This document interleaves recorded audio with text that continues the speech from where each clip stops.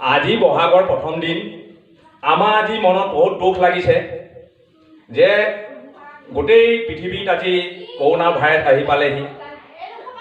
গতিকেলৈ আমি আজি এই ৰঙালী বিহুটি আমি নপতাকৈ থাকিব পৰা নাই। গতিকেলৈ আমি ঘৰতে আজি ভাই ককাই ভণ্টিক লৈ আমি আজি খন্তেক আমি বিহু আয়োজন কৰিছোঁ আমাৰ নিজৰ ঘৰতে। ধন্যবাদ।